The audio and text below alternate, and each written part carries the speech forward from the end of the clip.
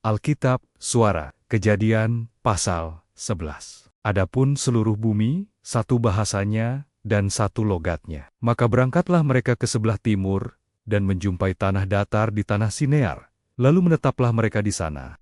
Mereka berkata seorang kepada yang lain, "Marilah kita membuat batu bata dan membakarnya baik-baik." Lalu bata itulah dipakai mereka sebagai batu, dan tergala-gala sebagai tanah liat. Juga kata mereka, "Marilah kita dirikan bagi kita sebuah kota, dengan sebuah menara, yang puncaknya sampai ke langit. Dan marilah kita cari nama, supaya kita jangan terserak ke seluruh bumi."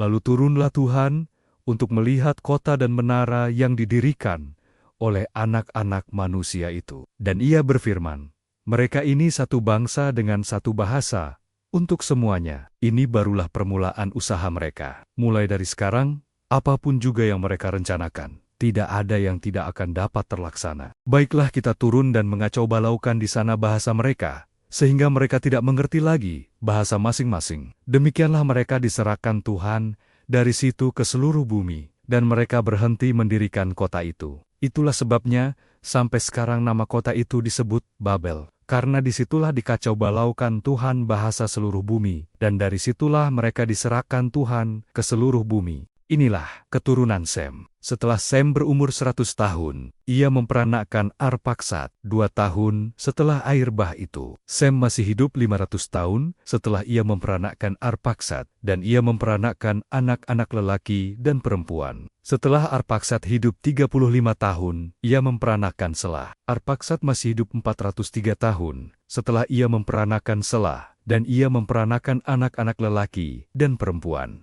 Setelah Selah hidup 30 tahun, ia memperanakkan Eber. Selah masih hidup 403 tahun setelah ia memperanakkan Eber, dan ia memperanakkan anak-anak lelaki dan perempuan. Setelah Eber hidup 34 tahun, ia memperanakkan Pelek. Eber masih hidup 430 tahun setelah ia memperanakkan Pelek, dan ia memperanakkan anak-anak lelaki dan perempuan. Setelah Pelek hidup 30 tahun, ia memperanakkan Rehu. Pelek masih hidup 209 tahun setelah ia memperanakkan Rehu, dan ia memperanakkan anak-anak lelaki dan perempuan. Setelah Rehu hidup 32 tahun, ia memperanakkan Serug. Rehu masih hidup 207 tahun setelah ia memperanakkan Serug, dan ia memperanakkan anak-anak lelaki dan perempuan. Setelah Serug hidup 30 tahun, ia memperanakkan Nahor. Serug masih hidup 200 tahun setelah ia memperanakkan Nahor, dan ia memperanakkan anak-anak lelaki dan perempuan. Setelah Nahor hidup 29 tahun, ia memperanakkan Tera. Nahor masih hidup 119